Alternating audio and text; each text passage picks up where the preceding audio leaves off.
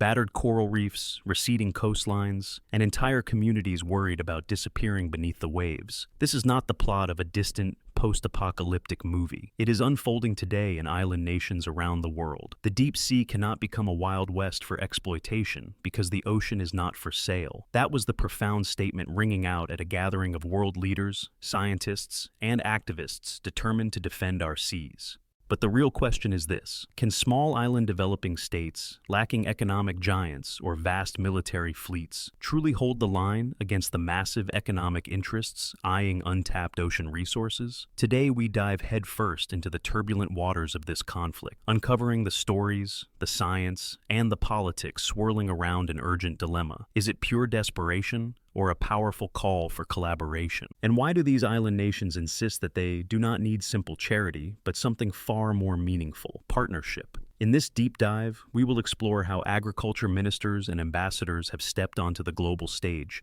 to challenge old assumptions, how new agreements could fundamentally reshape international waters, and how the planet's largest resource, the ocean, could hold the key to sustainable livelihoods for millions. So, brace yourselves. In this story, we will navigate everything from illegal fishing to plastic pollution bans, while unraveling how coastal and maritime societies are fighting to preserve not only their survival, but their identity. Picture the scene: an international conference hall in Nice, France, bustling with delegates from every corner of the globe. The event is the third United Nations Ocean Conference, a crucial stepping stone for ideas, negotiations, and solutions that might just determine the fate of communities on the front lines of rising seas and warming waters. Captains of industry sit alongside climate scientists, political figures rub shoulders with grassroots activists. Then, from the podium, a minister from a small island state steps forward to declare that his homeland cannot keep pace with the escalating climate-ocean crisis without serious commitments from the international community. The forces of pollution, acidification, and overfishing are not problems locked within one nation's boundaries. They slip across borders in the same way ocean currents flow from the Atlantic to the Pacific. The delegates who gathered in that hall carried the hope of forging a plan that would be both equitable and enforceable, ensuring that countries most vulnerable to the ocean's upheaval are not left drowning in the wake of larger global powers. At the heart of these debates lies a simple yet profound truth. For small island developing states, the ocean is everything. It is their supermarket, offering fish and other marine life critical for nutrition. It is their highway, connecting them to distant markets and tourism hotspots. It is their protector, a barrier that, when healthy, helps buffer coastlines from storms. And most importantly, it is their cultural tapestry, woven into centuries of tradition. But now, the same waters that once offered abundance are warming, acidifying, and absorbing the worst of environmental damage, threatening the balance on which these communities depend.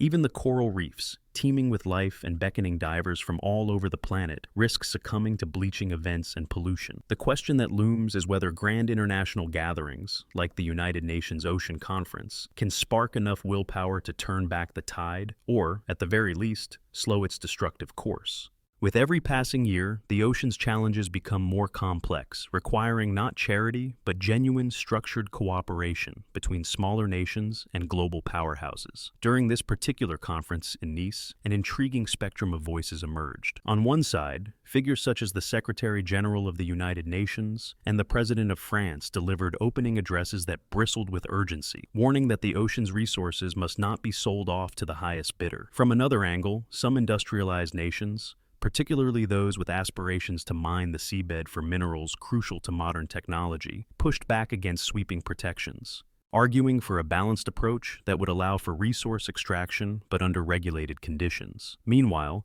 representatives from small island developing states sounded a unified alarm. They would not stand idly by as fragile ecosystems deteriorate. Their message was clear: when waters rise and fish stocks dwindle, it is they who pay the price first and most severely. This dynamic set the stage for a vivid debate, one that hinged on the distinction between throwing money at a problem and developing a collaborative framework that respects scientific data, invests in local research, and strengthens community livelihoods. Indeed, the conference was poised to finalize what came to be known as the Nice Ocean Action Plan, a political declaration intended to chart a course towards sustainable ocean management. Behind the microphone, the Minister of Agriculture, Fisheries, Lands, and the Blue Economy from one particular Caribbean nation laid out 3 pillars of his country's strategy. First, he highlighted a newly established Center of Excellence for Oceanography and the Blue Economy in partnership with a regional university. This facility would focus on cutting-edge research, equipping local experts to analyze changes in coral health, fish migration patterns, and invasive species threats. Could this be a blueprint for how other nations might leverage higher education to protect their coastlines? Second, the minister proudly boasted that their island was one of the first to ban single-use plastics, positioning it as a global role model in the fight against plastic pollution. And third, he stressed the need to safeguard fisheries, recognizing that the ocean was not just a tourist attraction, but a keystone for food security and employment in countless coastal communities. Through all these points, a single refrain echoed: "We do not need charity, we need partnership." This insistence on partnership resonates with any community that has felt overlooked or dismissed in the grand calculus of international politics. It suggests a call for genuine alliances that respect sovereignty, local knowledge, and collective responsibility. After all, the irony is stark. Small island developing states contribute only a tiny fraction to global emissions, yet find themselves on the front lines of climate-induced sea level rise, increasingly powerful hurricanes, and warming seas that devastate ecosystems. The minister's words underscored that these nations do not want to be passive recipients of foreign aid. Rather, they seek opportunities for co-created solutions, ensuring that the impetus for green innovation, resource management, and climate resilience is shared among all stakeholders. In other words, these island nations believe the entire planet's destiny is tied to the health of our oceans, and that ignoring their plight could lead to widespread ramifications, from disrupted global fish supplies to the forced displacement of coastal populations. One of the most significant developments emerging from this 5-day meeting was the push to ratify the High Seas Treaty, officially titled the Agreement on Biodiversity Beyond National Jurisdiction. This treaty, if enacted, would become a landmark in ocean governance by establishing legally binding frameworks for protecting marine areas lying outside any single nation's control. For decades, the high seas have often been treated as a free-for-all, where unscrupulous fishing vessels roam with minimal oversight. Now, with a targeted goal of safeguarding 30% of marine areas by the year 2030, the treaty aims to set global standards for creating protected zones, regulating resource extraction, and sharing marine genetic materials. But these ambitions hinge on reaching the magic threshold of 60 ratifications. By the end of the Nice conference, the number of signatories climbed to 49. And although momentum was growing, it was clear that more diplomatic wrangling lay ahead. Without those final signatures, the sweeping protections would remain in limbo, leaving the door open to further degradation of the seas. Interestingly, the prospect of stricter international rules has sparked anxiety among countries and corporations that see the ocean as the next frontier for mining.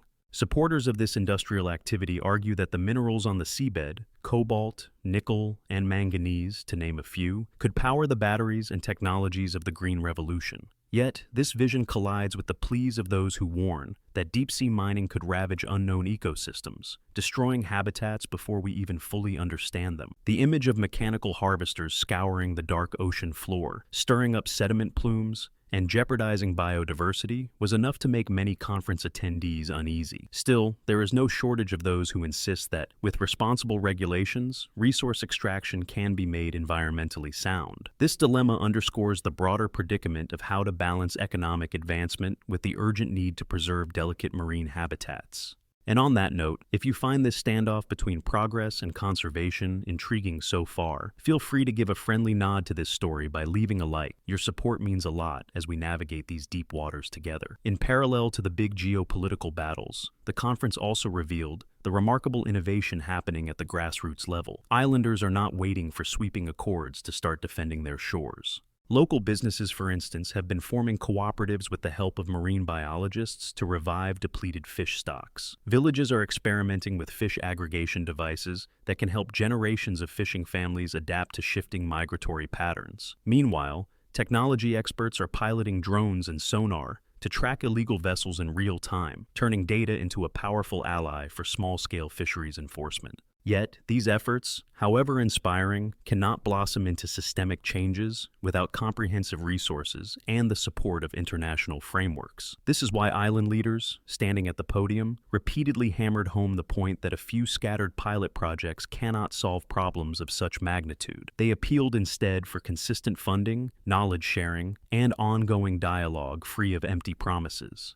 For them, it is not about receiving handouts from wealthier nations, but forging lasting transformations that ensure future generations can grow up with healthy reefs and reliable fish catches. One cannot consider the fate of the oceans without confronting plastic pollution. Around the globe, countless marine creatures wash up on beaches with bellies filled with plastic debris, and remote islands now bear the brunt of trash drifting on ocean currents from halfway across the planet. In response, a number of small island developing states have taken bold steps, banning single-use items like straws, bags, and cutlery, well before larger nations even considered similar measures. They also stand at the forefront of international negotiations for a comprehensive treaty aimed at stopping plastic pollution at its source. By emphasizing the link between local leadership and global policy, they highlight a crucial truth. The ocean's well-being relies on daily decisions made not only by governments, but by ordinary people choosing what to consume, how to discard waste, and whether to hold industries accountable. If a tiny island can transform policies to relieve its share of the burden, imagine the global impact if every major economy enacted similar bans on harmful materials. This is the kind of synergy that small island nations call partnership, not paternalistic gestures. Still, even the noblest initiatives can falter if they remain isolated. This is why the concept of a global blue economy is generating so much buzz. Pioneered in part by forward-thinking leaders in the Caribbean and beyond, the blue economy envisions the ocean as a vast stage where multiple industries, from tourism and fisheries to renewable energies, are rigorously managed to maximize economic benefits without sacrificing the environment. To this end, Antigua and Barbuda's Center of Excellence for Oceanography and the Blue Economy aims to become a hotbed for interdisciplinary research, bridging marine science, economics, and policy implementation. It is a place where local students can develop cutting-edge skills while remaining deeply connected to their island heritage. After all, who better to protect and study the ocean than the very people who have relied on its resources for centuries? By fostering homegrown expertise, countries can stop pleading for outside experts and instead cultivate their own wave of innovators. Moving forward, one might ask, how can these ambitious plans and agreements avoid becoming yet another set of glossy brochures collecting dust on a shelf? The answer, according to the leaders at the United Nations Ocean Conference, lies in ensuring that the deals made on the conference floors translate into clear, implementable actions at home.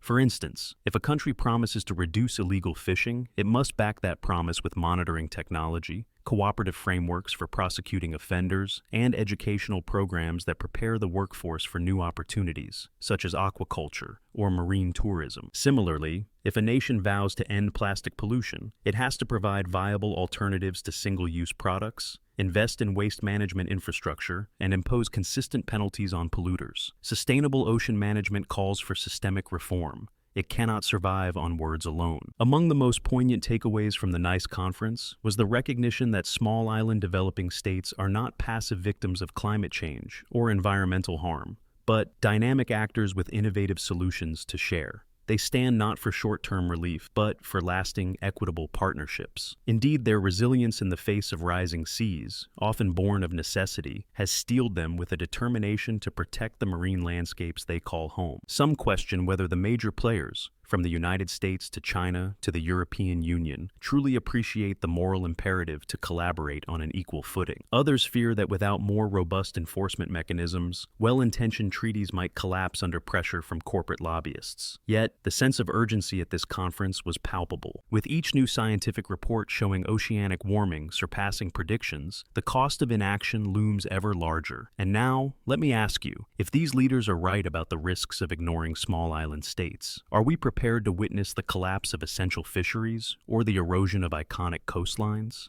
Your thoughts matter, and if you want to keep this momentum rolling, consider subscribing to stay updated on the next wave of developments. Every voice truly does count in this global conversation. As the 5-day conference in Nice drew to a close, world leaders, scientists, and activists left with a blend of hope, caution, and impatience.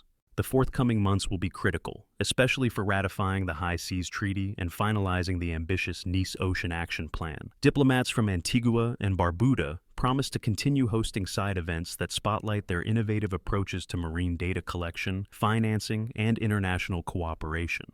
Other small island developing states are following suit, setting up new centers of research or forging pacts with larger powers to fund sustainable fisheries. Meanwhile, the clock is ticking. It is only a matter of time before the next major storm or bleaching crisis once again exposes the fragility of these pristine shorelines. Against this backdrop, the call for genuine partnership stands as a rallying cry. Forget the notion of handing out charity. It is about forging alliances that usher in a new era of marine stewardship. Can the world's political giants set aside their differences long enough to recognize that the fate of these small islands might well predict the future for us all? The closing words of the conference ring on. From commitments to real change, let this be the tide that turns our promises into deeds. In the final analysis, these efforts underscore a broader tension unfolding in real time: the need for global consensus versus the urgency to protect livelihoods. Small island developing states have made it abundantly clear that nature's deadlines will not wait for sluggish negotiations. Coral reefs are dying now, fish stocks are shifting routinely, and coastlines are eroding under the relentless march of climate change. Yet, these islands also illustrate that solutions need not be grounded in despair. From banning single-use plastics to pioneering marine research hubs, they exemplify proactive leadership. Whether these innovations will be enough to shift the global paradigm remains an open question, but one thing is certain: the call for partnership is resonating far beyond the turquoise waters of the Caribbean. It echoes through the halls of international conventions,